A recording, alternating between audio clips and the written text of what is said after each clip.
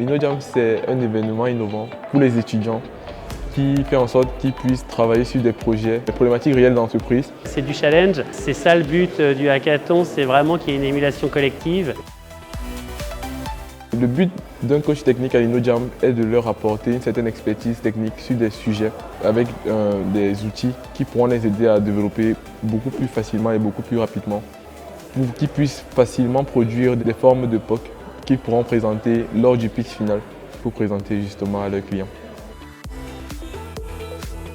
En tant que client, ce qui m'a intéressé tout de suite quand on m'a proposé de participer à l'InnoJam, c'est de pouvoir bénéficier de l'expertise de la formation SIGELEC, avoir la compétence technique qu'ont les élèves issus des SIGELEC sur des questions bien précises autour de notre dispositif. De bosser avec eux pendant 32 heures, un petit peu les manager, les orienter, mais pas trop, justement, pour qu'ils soient force de proposition. Je les attends au tournant, je serai là pour les challenger jusqu'au bout. Je vais rester le plus longtemps possible et faire en sorte qu'ils restent avec moi.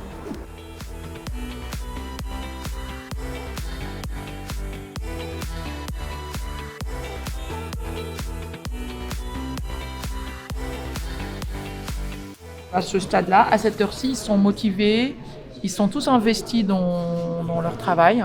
On voit certaines idées émerger et puis certains vont jusqu'à imaginer un prototype précis. J'ai bien avancé. Ce qui est intéressant, c'est que plus tu avances, plus ça te motive. Il me reste 20 heures si on compte la nuit. Tant que je finis pas, je dors pas. Les autres font de la luminothérapie du coup.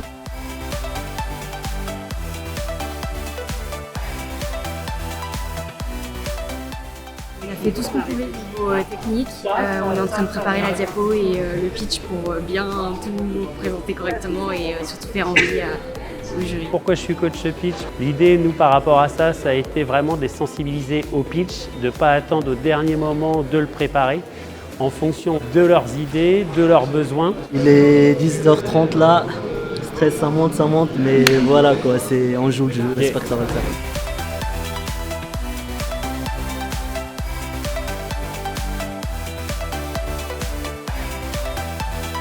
Ce qui est bien, c'est que tu peux être innovant, tu peux proposer pas mal de possibilités, mais en même temps, il y a cette partie-là, comment en fait rendre le sujet intéressant pour une personne qui ne le connaît pas lors d'une présentation. Pour en tirer le maximum de bénéfices, il faut être dedans en fait, et il faut vraiment s'impliquer. Il faut être prêt aussi physiquement parce que c'est un challenge, ça dure plus d'une trentaine d'heures. Vous allez être capable, à l'issue de ce hackathon, de délivrer des propositions de valeur sur la base de ce que vous avez travaillé, ce que vous avez codé, qui sont tout à fait bluffantes. Donc c'est très très important de pouvoir vous aider à travailler de cette manière parce que c'est du travail en équipe et c'est ce qu'on attend de vous lorsque vous allez intégrer les entreprises.